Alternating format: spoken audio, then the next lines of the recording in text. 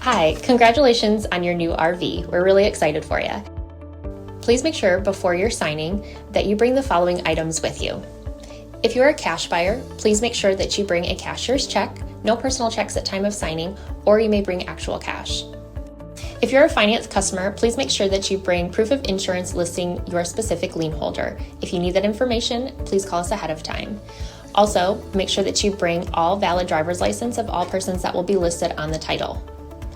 If you have a trade that you're trading in with us, please make sure that you bring your 10-day payoff as well as your title and all persons who will be listed on the title of that trade. Arrive 30 minutes early before your appointment time so we can properly inspect your unit, and also make sure that you have the fridge on and running prior to arrival. If you have any questions, please feel free to give us a call at 810-686-0710. Thanks so much. Have a great day. Hello, this is Mike with TradeWinds RV Center, here to congratulate you on your purchase of your Laredo 293 RK travel trailer. I'm going to walk you around it, show you how to use a few things to get the best out of your camping experience. Let's start by talking about arriving at the campsite. A couple things to take into consideration. When you're parking, think about how much room you're going to need for this awning to come in and out. Then over on your off camp side, not just your slide, but I also want you to think about where your power and water connections are going to be. You've plenty of room for that slide to come in and out. Your power is going to plug in way back here on the very back corner of your off camp side or your driver's side of your tow vehicle. And your water for campsites is going to plug in at the very front. So best recommendation, park as close as you can to power and get yourself a nice long water hose.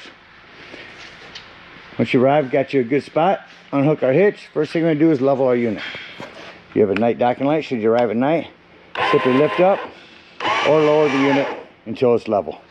Now, I do recommend grabbing a stick on level. When your slide's closed, find the center, put that stick on level there and have someone watch that while you bring it up and down. Yours actually already has a level right here. So once you got your unit level, got one on the front for side to side as well.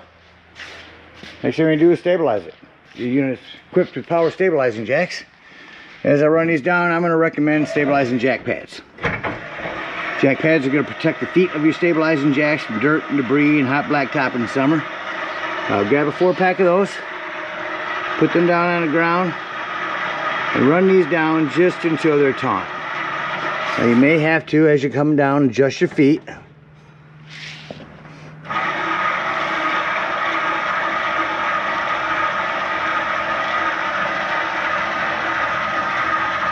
As I said, I'm going to recommend stabilizing jacks. You don't want to lift this unit. All you want to do is bring them down onto the pad just until it starts to feel like you're starting to lift the unit. There's a manual override on the other side. Here's a hand crank for that.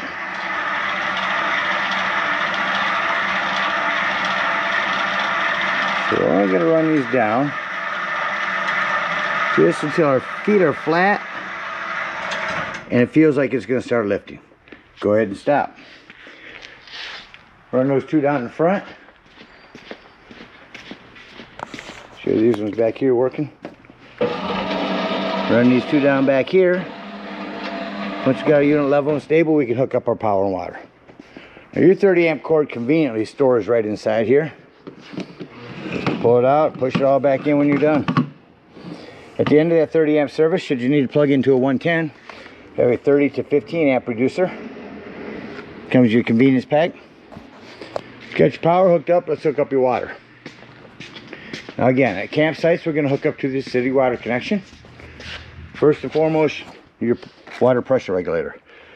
This water pressure regulator is going to reduce the water pressure to 40 to 50 psi, protecting the lines in the unit. Always use this when putting water in your fluid in your unit because you don't know what the water pressure is at different campsites. Twist this. Get two hands here. So get your little cap off. Hook up your water pressure regulator. Hook up your hose. Don't turn your hose on yet. Let's go find your hot water heater. Gonna be over on the campsite at the very rear. And all we're doing at this point, folks, make sure our drain plug's back in. May have left it out last time you were camping. This door will lift right off here. Throw a little plumber's tape around there. Get that in there nice and snug. That's an 1 1/8" socket. Once that's in there tight, you can go ahead and turn that hose on. Now, after that hose has been on for a little while, you can go inside and deploy the slide if you need. What I need you to do is get inside and open up all of your water taps. Get all the air out of the lines, get a nice steady flow of water going through them, then shut them off. Then you can go ahead and turn that hose, your hot water heater on from indoors. There's an on-off electric element down here. It is set to off. Excuse me, this one is set to on. Leave that on. If your hot water heater doesn't seem to be working, come out here and see if these are out. If they are bubbled out, simply press them back in there, reset valve. Now let's say we're going to go camping and we're not going to use city water. We're going to go boondocking or dry camping. In that case, we're going to fill up our fresh water tank. No need for a water pressure regulator here. 2 ways to tell when this is full. One, there's an overflow valve right here. Or 2, when you check the levels of your black and gray tanks on the inside, there's also a spot for your fresh water. Don't leave this unattended while filling it. Once it is full, go ahead and put your cap back on, and whenever you want to utilize that water, you'll turn on your water pump. Don't turn on your water pump when using city water. That's already pressurized. All right, we're all set up for power and water. Let's go ahead and walk you around the rest of the outside of the unit. Starting here on your off-camp side, again, you do have a level pass-through storage. Behind this board here is access to your water pump, bypass lines for that.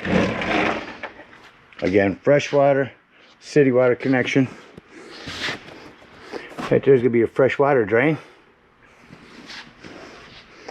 Coming over here, you have a night docking light, outdoor shower, your black tank flush. We'll talk about that when dumping your black tanks. Speaking of those, black and gray tanks are right here. Coming back, you also have another dump back here. Again, your power, accessory hitch. Here's where you plug in your cable. This is access to the back of your fridge. It's a flue for your furnace. 2 things on that. If you're running your furnace, steer clear of it. It does get hot. And 2, make sure nothing's ever blocking it. Spare tire with a cover, prevents dry rot. Again, your hot water heater. Stabilizing jack power. Your big awning. And new LED light they installed. A couple of outdoor speakers. Prep for a TV out here if you want to plug your cable in 110 in.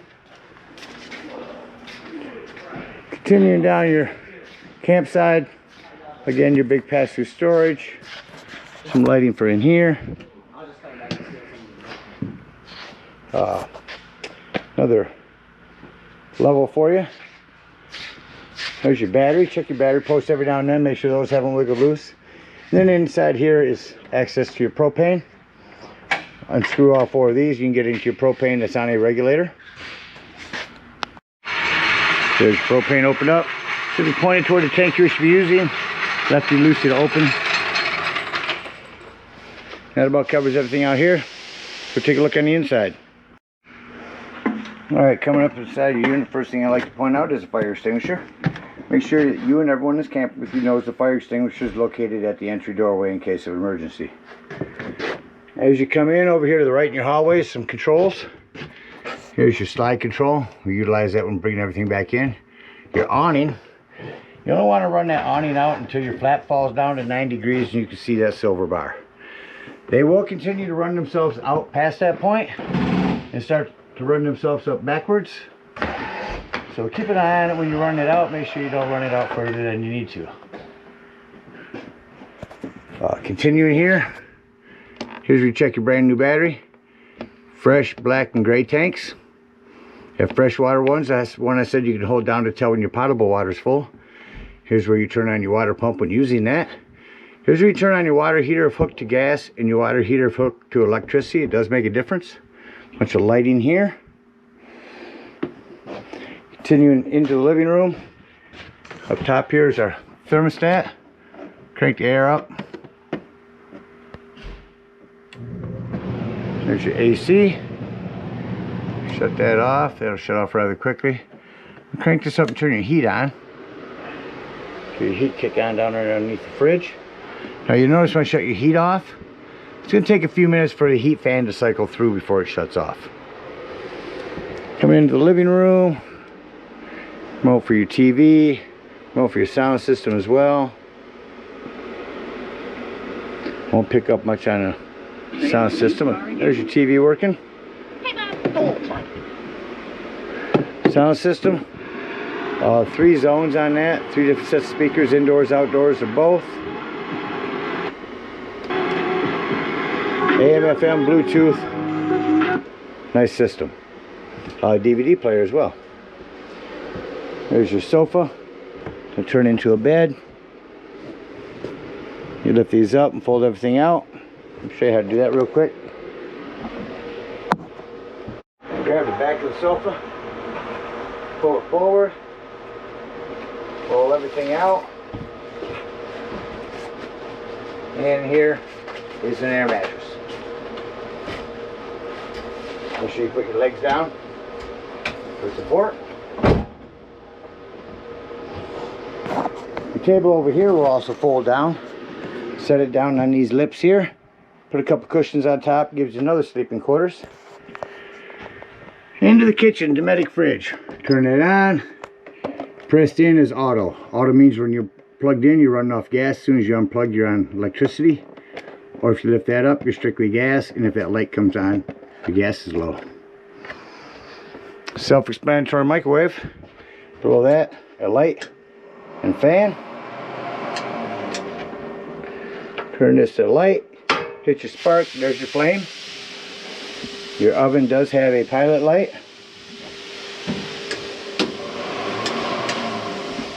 Individual lighting up here. Keys.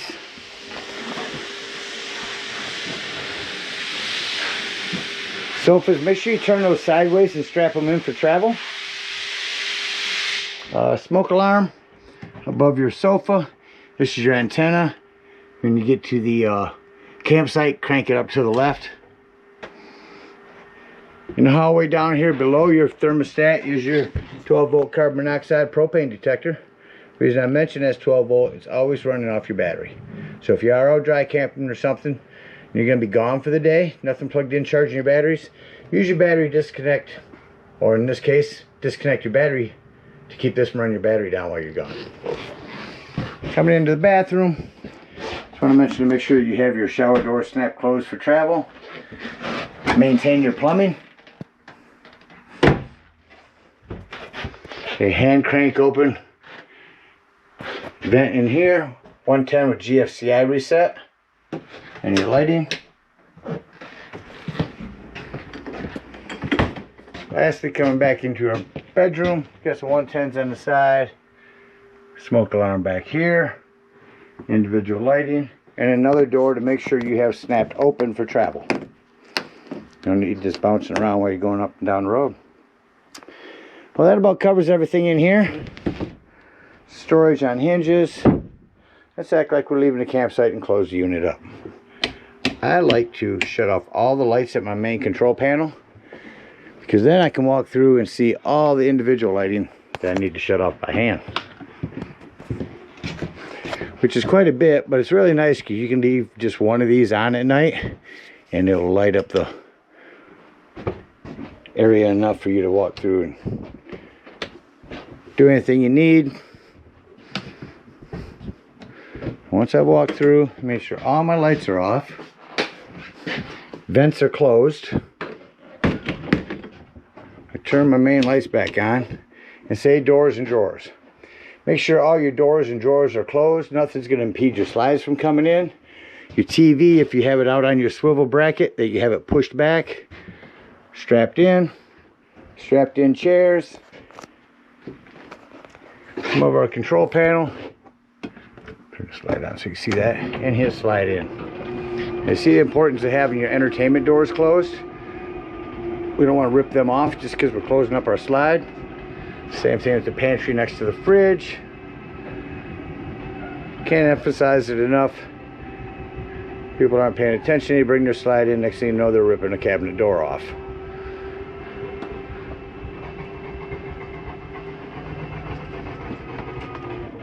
Slides in. Shut off our interior lights and exit the unit. Now, I do want to mention something on these aftermarket steps. First thing, you want to make sure this door is all the way open. They are a tight fit on the right side up here.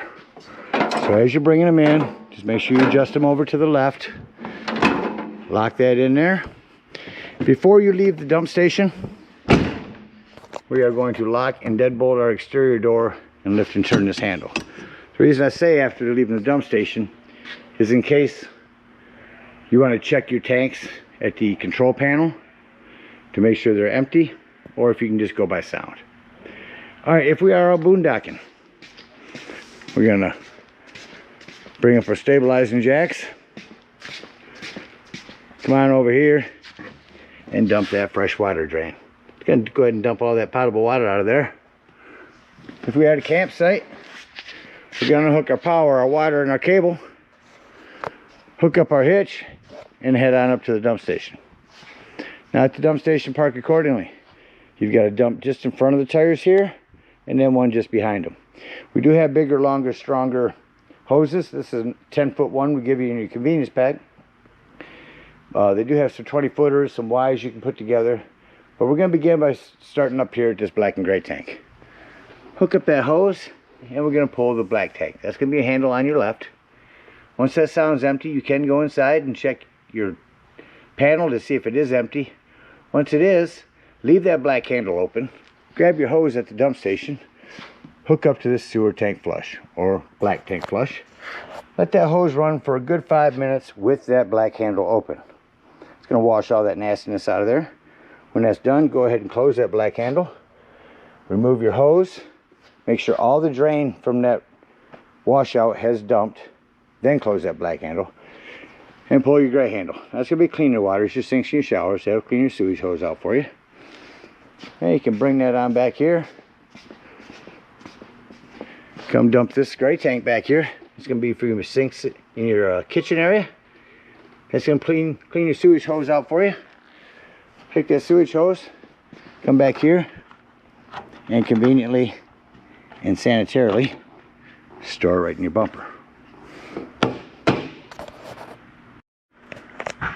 Last thing we're going to do, come over here underneath your hot water heater. We're going to dump them low point drains. Once them low point drains are done, going to come up here, lift up on this pressure release valve. That's going to dump the remainder of your hot water out of there. Close that handle down, otherwise your door won't go back on. And then you can remove this drain plug. Again, we thank you guys so much for your purchase. Hope you enjoy this Laredo for many years to come. Happy camping.